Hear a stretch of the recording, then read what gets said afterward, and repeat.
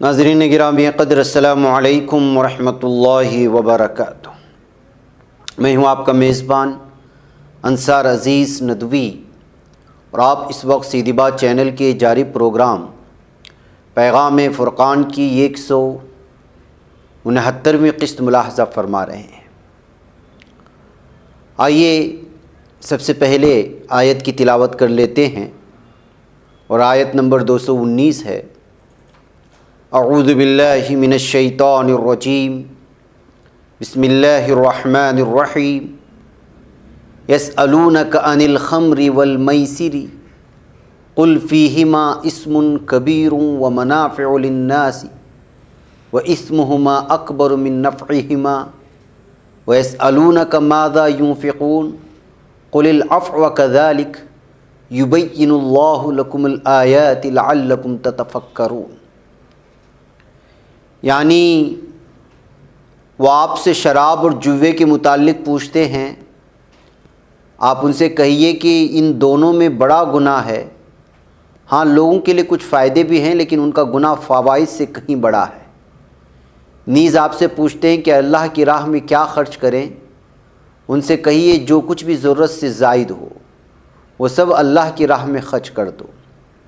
اس طرح اللہ تمہارے لیے صاف صاف احکام بیان کرتا ہے، شاید کہ تم دنیا اور آخرت دونوں کی فکر کرو۔ ناظرین گرامی، فرمایا گیا یسألونک عن الخمر والمیسر۔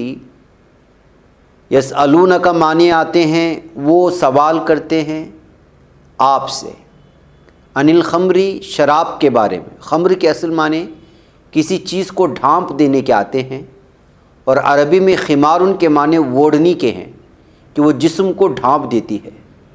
اسی سے ہر وہ مشروب جو عقل و فکر کو ڈھانپ دے یا معطل کر دے اور اس پر پردہ ڈال دے اسے خمر کہلاتا ہے۔ والمیسر بھی ایسی ہی وسیع معنی میں ہے، اور جوئے کی تمام اقسام پر شامل ہے۔ کل شیء فیہ قمار فہو من المیسر۔ مولانا عبد الماجد دریابادی رحمۃ اللہ علیہ لکھتے ہیں، شراب اور جوا جس طرح آج فرنگی تہذیب میں جائز ہی نہیں، عین اس تہذیب کا جزو بنے ہوئے ہیں اور دلیل عزت و شرافت ہیں۔ اسی طرح قدیم عربی تہذیب کا بھی جز تھے اور لوازم شائستگی میں سے سمجھے جاتے تھے، اور اکیلے عرب ہی پر موقوف نہیں، یہ مشغلے سارے روئے زمین پر پھیلے ہوئے تھے، اور ہندی تہذیب، مصری تہذیب، یونانی تہذیب، رومی تہذیب تو خیر خود ہی جاہلی تہذیبیں تھیں، اسرائیلی اور مسیحی تہذیبیں تک جو شرف رسالت کے تعلق سے مشرف تھی ان کی روک تھام نہ کر سکی تھی۔ شریعت اسلامی ہی دنیا کا وہ قانون ہے جس نے آ کر ان کی قطعی حرمت کا اعلان کیا۔ یہ آیت سلسلہ حرمت کی سب سے پہلی آیت تھی۔ قطع حکم بعد کو نازل ہوا۔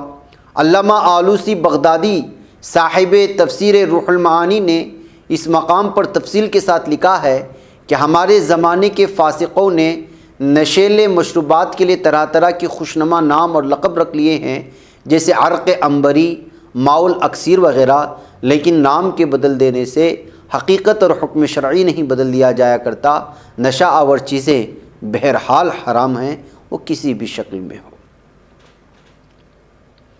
پھر ارشاد فرمایا گیا قل فیہما اسم کبیر، یعنی کہیے ان دونوں میں گناہ ہے بہت بڑا۔ قل کے معنی آتے ہیں کہہ دیجئے گا، یعنی آپ صلی اللہ علیہ وسلم سے۔ فیہما میں فی الگ ہے، ہما الگ ہے۔ دونوں کے معنی آتے ہیں فی کے معنی میں، اور ہما کے معنی ان دونوں، یعنی ان دونوں چیزوں میں، خمر میں بھی اور میسر میں بھی۔ اسم کے معنی آتے ہیں گناہ، نیکی میں رکاوٹ پیدا کرنے والے افعال کو اسم کہا جاتا ہے۔ ان سے نہ صرف صحت اور اخلاق برباد ہوتے ہیں بلکہ بہت سی تباہ کن معاشرتی برائیاں جنم لیتی ہیں۔ مولانا عبدالماجد دریابادی رحمۃ اللہ علیہ لکھتے ہیں، معاشرے میں آج تک جتنے فسادات شراب نوشی سے پیدا ہو چکے ہیں ازہر من الشمس ہیں۔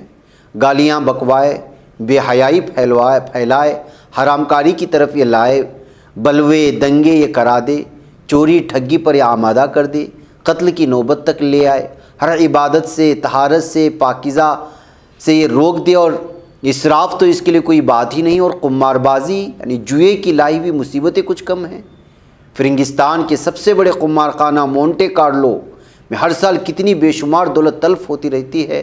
دیوالی اور جمگھٹ کی راتوں کو ہمارے ملک میں اور جشن بہارہ اور نئے سال کی آمد پر پڑوسی ملک میں کیا کیا کچھ نہیں ہوتا، اور پھر جوئے کی جدید ترین شکلوں، بیمہ کمپنیوں کے جوئے، گھڑ دوڑ کے جوئے، لاٹریوں کے جوئے، پرائز بانڈ جس کو کہا جاتا ہے اس کے جوئے، اور کرکٹ کے دوران سٹے وغیرہ کو کوئی کہاں تک شمار کرے، اس کی تو بہت لمبی تفصیل ہے، اور یہ سب کے سب جوئے بازی میں شمار ہوتے ہیں۔ پھر آگے فرمایا گیا وہ منافع للناس، یعنی کچھ منافع بھی ہیں لوگوں کے لیے، منافع اور کچھ منافع بھی للناس، لوگوں کے لیے، یعنی کاروباری لحاظ سے عارضی دنیا میں چند حقیر سکے مل جاتے ہیں۔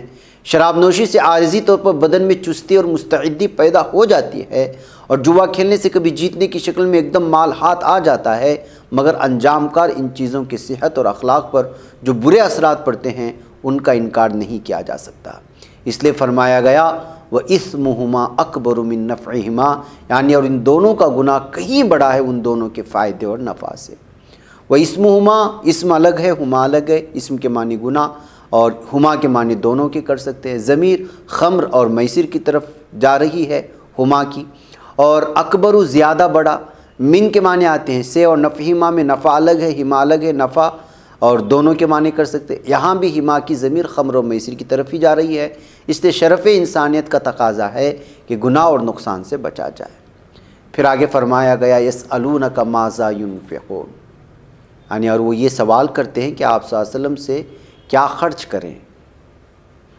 یسألونک میں واو الگ ہے، یسألون الگ ہے، کاف الگ ہے، اور وہ سوال کرتے ہیں آپ سے، کا کے معنی آپ سے کر سکتے ہیں، ماذا کے معنی کیا آتے ہیں، ینفقون خرچ کریں، انفاق فی سبیل اللہ، اللہ کی راہ میں خرچ کرنا، اردو میں بھی استعمال ہوتا ہے۔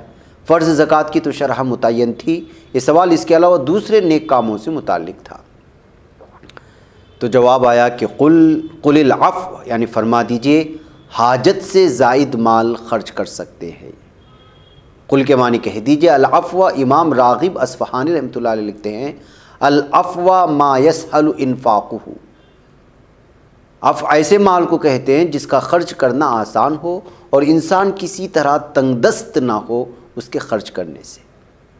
پھر آگے فرمایا گیا کذالک یبین اللہ لکم الآیات لعلکم تتفکرون، یعنی اسی طرح بیان کرتا ہے اللہ تمہارے لیے نشانیاں تاکہ تم غور و فکر کرو۔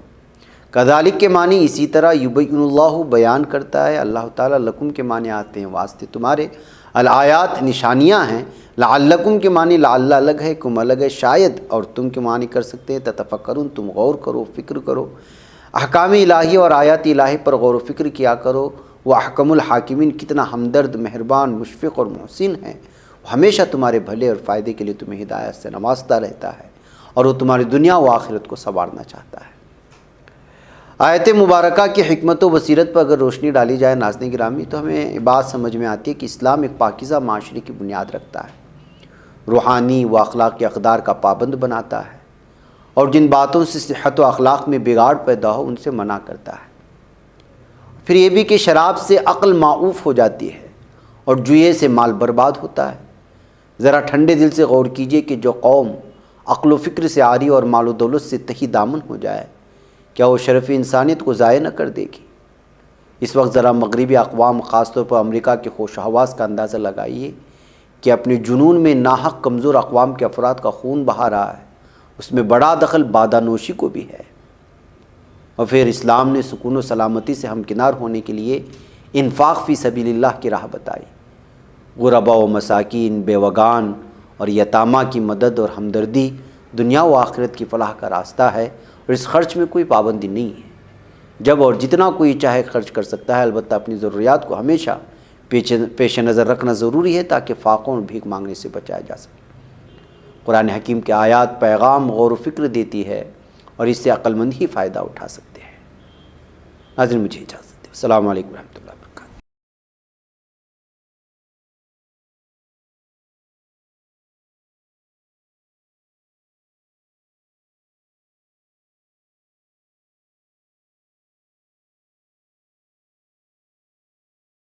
اللہ